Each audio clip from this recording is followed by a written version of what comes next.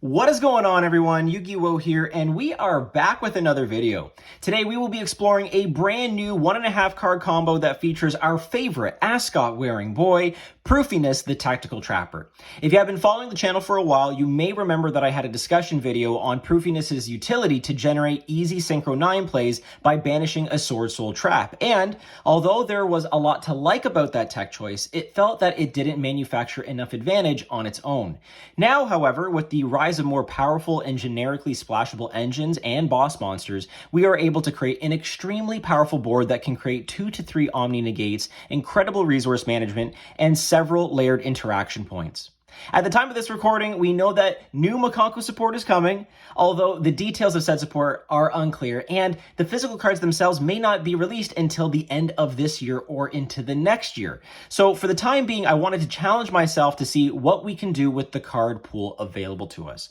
Also, before we jump in, big shout out to Yugi-tuber Asking Alex, who took my original concept and was able to expand the idea with a key decision point in the combo that gives us extra value. I'll make note of that as we go along. But if you do like this type of content and want a refined profile, make sure to like, subscribe, and ding the notification bell to stay in the loop with all of that good Mikankguu goodness. So let's get into it. So obviously we have Prufinesse the Tactical Trapper as our normal summon here. I have Small World here as our discard, but I also have it just to note that we are using Small World to help bridge into Prufinesse. This seems to be the cleanest way to do so until they give us a Fiend Rota, which I highly doubt that will happen, just because there's so many broken Fiends out there. But the point being is that for now, this is how we are kind of increasing the consistency of the deck and also utilizing non-engine and even some key engine pieces like your Fiendsmith engine to help bridge into Prufinesse, for example. So just bear that in mind. And again, I'll probably link to the original video in the description box. It's a little outdated now because Baron is obviously banned, but it does give us kind of a jumping off point as to where I'm coming from with using Prufinesse. Now, this combo goes absolutely bonkers, so we need to kind of expand what our conceptions are of not only just making a Power Tool Braver Dragon, but doing more than that too. So we're going to normal summon our Prufinesse, okay? On summon, we're going to Prufinesse effect here, and it's going to banish 4 cost our Sword Soul Strife, and I think there's another trap that also, if banished and by any means, can generate a token for us. But the important thing here is that it banishes for cost, right? Because Prufinesse's effect is to increase its level, right? So the fact that you're banishing this is completely fine. It dodges Ash, and it somewhat dodges Droll, so you don't die immediately on the first action. Even though we do a lot of searching in this deck and in this combo, you know that at least your first action, isn't completely dying, which is really nice. So anyway, Prufinesse's level will go up to a 5, which is really important. And then, of course, we have Sword Soul Strife's effect in a new chain to generate a token. And for now, we'll just use this Field Center, okay? And the token is a level 4 Water Tuner. So bear in mind that you can only summon from the extra deck Synchro monsters while this is in the monster zone, but that's completely fine because what we're going to do, of course, is use the 5 and the 4 to generate for us a Synchro 9 play, as I kind of alluded to in the intro, which will be our boy Power Tool Braver Dragon. Here we're going to go Braver Dragon effect to equip Arabesque, Durendal, and Mayawishidori. This should look fairly standard for those that have been following the channel for a while. And again, keep in mind that we do have the Small World in hand or any other discard fodder that we want. We're going to then go Durendal effect here to search for our Renault. And of course, the Durendal will then fall off to the graveyard. So we have Renault in hand. We're going to have setup later on for that. I'll just put it over here so that way you can see it a little bit more. But first, what we're going to do is go Arabesque here, and we're going to summon out our Huli, and then Braver will then be bounced back to the extra deck, and Mayawishidori will fall off to the graveyard. New chain will go Hare effect here to search, and that's going to get us access to our Fire Dance, okay? So right now we have Renault and Fire Dance in hand, and Arabesque is equipped to our Hare. So what we'll end up doing is going Renault effect. Because we do control a Fire Warrior in Hare, it will special itself as a level 1 tuner. And then we can also go Renault effect here, targeting the Durendal in graveyard and adding it to our hand. So again, replenishing that ever important, you say it with me, hand economy. So what we have now is a level 1 tuner and a level 3 non-tuner on board. I think you know where this is going. We are going to then synchro these off here. into into our Herald of the Arclight, which is really important. And for now, we'll just put the strife in the corner here, so that way we have more boardroom.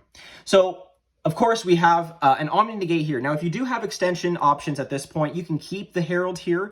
It does kind of conflict with the Fiendsmith engine just a little bit, so you have to kind of be mindful of the plays that you want to make that way. But otherwise, we are going to be using this as part of the combo piece, but don't worry, we will be getting it back. So what we're going to do at this point in time is actually activate the Maya-Wish-Adori in Graveyard, targeting the Hare. Now, this is where Asking Alex kind of came into play and said, hey, we can maybe make this board a little bit better because intentionally we want to actually have our Hare banished. And I thought that was pretty interesting. So shout out to him. Thank you for expanding on this combo. Because the inclination is to use a Fire Dance here to bring back the Hare so it doesn't become banished, but we actually, like I said, intentionally want this card banished. So we're going to revive the Hare here with Maya-Wish-Adori. We have the Herald and the Hare. We're going to actually link them off, and of course, Maya will fall back down to the graveyard. Herald will hit the graveyard, and Hare, because it was brought back with Maya, will be banished, okay? At this point in time, we're going to go, of course, effect of Herald here, to then search for our Ohime. And gotta flex the regular secret rare Ohime as the misprint in the tins. Looks so stunning. Anyway, so of course, now we have our Ohime in hand. We also have our Fire Dance, our Durendal, and our discard here. So we are looking pretty nice. What we're then going to do, and I should say we link them off, but what do we link them off for? Of course, we link them off for Moon of the Closed Heaven, our most generic link ever. This is what bridges into the most powerful engine currently in the game that has been not even touched by the ban list. So we have to obviously use this. And I know some people will say, but whoa, you were adamant about not kind of using these powerful engines to elevate kind of subpar strategies. And as true as that is, I think I have to just accept the fact that these cards are here. They are almost forcing us to use them by its generic ability to go into the line. And I think that it's worth our while to explore these options while we have them, because I think we all know that Moon of the Closed Heaven will eventually be hit at some point, but hopefully by then we have some great MIKANKO support to back that up. So anyway, so we have Moon of the Closed Heaven, we have Ohime in hand with our Fire Dance, Durendal, and of course our discard fodder.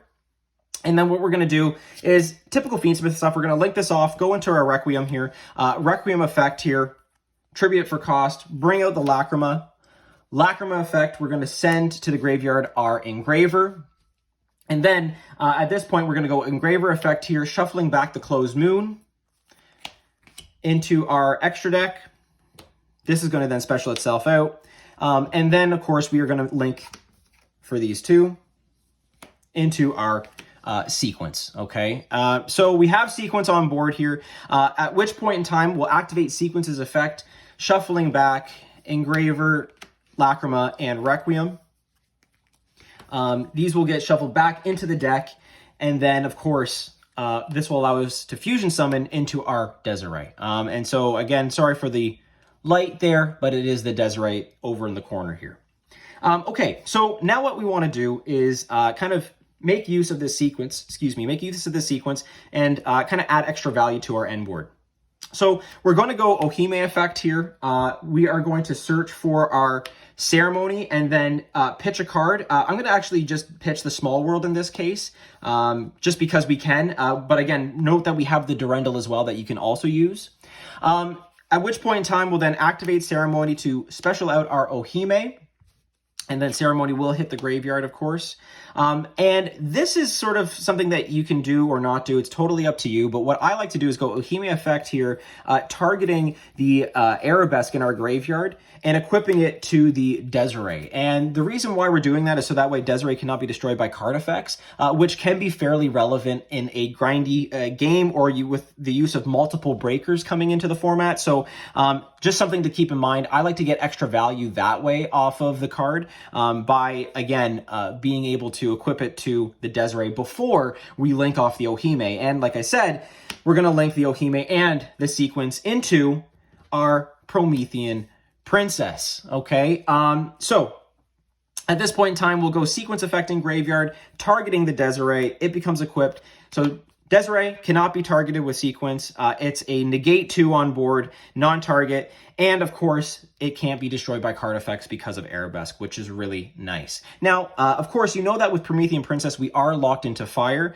Before we address that issue, we're going to go Prom Princess effect here and revive our Renault that's in graveyard, because of course it's a fire. So then at this point, we want to make further plays. What do we do? How do we get there? Well, we'll go Desiree effect to actually negate our own Promethean Princess, therefore abolishing that lock. And that gives us another ability to link climb here into perhaps the most slept on link for right now, I think, A Bow AQ, the Lightless Shadow. Because, funny enough, Promethean Princess is a fiend. So we do meet the requirements for the link summon of A Bow AQ, which is absolutely amazing. And then we can go in our graveyard. And this is important that we sequence this correctly, right? Because once we make our next action, we won't be able to do this again, and you'll see what I mean. We're going to go Ceremony effect here. We're going to banish the Ceremony and then dump to graveyard our Huli, okay? And the reason why we do that is because what we're going to do is go A Bow AQ effect here. We're going to then pitch a card in order to banish itself, and then revive from graveyard a light or dark monster. And would you look at that? We have our Herald of the Arclight, one of the most powerful Omni-Gates / mini macrocosmos in the game right now. And we're going to put that over here in this side. Of course, the A Bow will be coming back in the end phase. But hey, we still have a Fire Dance in hand. Let's make a use of that too. We're going to go Fire Dance here to then revive, non-targeting, our Huli. And actually, we're going to put the Huli over here. We don't mind that it's in the Anima Zone because I feel like they're not going to waste an interaction here on the Huli. They much rather target one of the other cards. But we're going to go Huli effect here, and that is going to allow us to search for, and sorry folks, just got to pull it up here, our Spirit Walk. Now, you can go a couple different ways with this. You could go with a Rivalry here if you want even more board protection, in which case I probably wouldn't put the Arabesque down, just so that way it clears up some things. But we're going Spirit Walk here, and this is actually a crucial part of the combo. And again, shout out Asking Alex, who kind of put me on to this little sequence. So we're going to set the Spirit Walk here. End phase, we're going to have A Bow come back, and this is our board going into the opponent's turn, okay? We have, of course, an Omni-Negate / mini macrocosmo. We have an Omni-Negate with 2 cards on field. A Bow can pop a card or revive a card. That'll come up later. And then Huli, of course, cannot be targeted, but we do have the Spirit Walk, so that way we can equip an opponent's monster, so non-destruction removal, to Huli, which is, again, really important. So let's play this out, because I think the sequencing here is absolutely critical and very sort of key to why this is as layered and as good as it is, okay? So anyway, we're going to go to the opponent's turn here. And we can start off right away. You know, if we want to take care of any sort of link climbing that happens, we can go Spirit Walk here to target and then equip their monster to the Huli. Spirit Walk will hit the graveyard. That's important, so keep that in mind. Then, again, we can also, let's say they have a board breaker that they want to use, or they have a really impactful card in hand that Desiree cannot reach. We will go then, of course, the Herald effect to then negate it. And, of course, when it's sent to graveyard, we will activate Herald's effect to search another Ohime for follow-up, which is really nice, or, again, can be used as discard fodder. And this is the really fun thing about this combo, is that it replenishes every time you use a card. So then, in that case, we used our Omni-Negate. We also have the A Bow still in play. So if we wanted to pop a card, we could, send Ohime, pop the card, or what we can do, which is really funny, is go A Bow effect. Again, send the Ohime if you want to. We'll just show that, again, it replenishes itself, banish itself, and then revive the Herald again. Which, again, leads us to another Omni-Negate on board. And it just shows you how sticky this sequence can actually be for some people to deal with. Then, what's even more interesting is that we have another point of interaction, because what we're going to do is dig into our graveyard here and go Spirit Walk effect. We can change anything because it's a quick effect in graveyard, to then bring back our banished Hare. This means that we have a fire on board, which is absolutely amazing, because guess what we also have in our graveyard, which is highly relevant? The Promethean Princess. So what we can then do is go Promethean Princess effect on their special summon, target the Hare, pop it, which then sends it back to the graveyard, bring out the Promethean Princess, and we do have a Maya Wishidori in graveyard in order to revive back the Hare, then get an Arabesque, then bounce another card. I mean, you can see how just the advantage continues to sort of ripple here, right? Or at least have more of a presence to reflect damage with our MIKANKO cards. So that is really, really nice. And like I said, we are kind of sitting really well here. We haven't even used the Desiree Negate yet. We still have like 3 to 4 cards in our hand, which is really good. And at the end phase, we will go a Bow effect to return itself. Now, we are fire locked, but because it's returning and not being special summoned, it's similar to the way SP Little Knight is worded under certain locks and conditions. They are simply returning to the field. So you will be fine to go again. And then, of course, with a Bow's effect in the standby phase, I believe you can draw 3 cards. You have a warrior, you have a fairy, and you have a fiend. So you can draw 3, put 3 back, which allows you to unbrick your hand, go for perhaps more breakers or whatever else you are using, and then push for game here. I mean, we have a 28, we have the ability of Huli to reflect damage here. We can then have a 27, 28 as well. I mean, there is just so much that you can do here. Again, you can link off these 2 cards for an Ambler Whale if you want to do that. Get the Herald Search for another Ohime. There's just a lot of things that you can do. You're definitely in a winning position here. And again, you're holding on to that opponent's card here through Huli being equipped to it, or it being equipped to Huli, I should say. So that is it for the combo here. We have so many different points of interaction. We have, like I said, 2 to 3 Omni Negates or a pop with a Bow.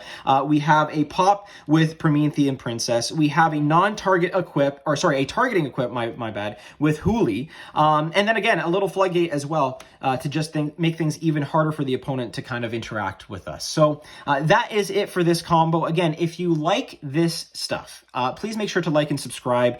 Make sure that you also give Asking Alex some love as well. Description to his, or sorry, the video to his stuff will be in the description box below, and all that kind of Mikankguu stuff, man. I'm telling you, this is super exciting. Again, I'm really excited for the Mikankguu support, but I think that we have a lot to play around with here. So again, thank you all so much for watching and kind of following along. Appreciate you dealing with sort of the interspersed moments of content here. Again, with newborn in the picture, we don't always get an opportunity to do weekly videos like we used to, but we try our best to deliver the good stuff when it matters, and I think it really does here. So if you want a deck list or profile, make sure that you do follow the page.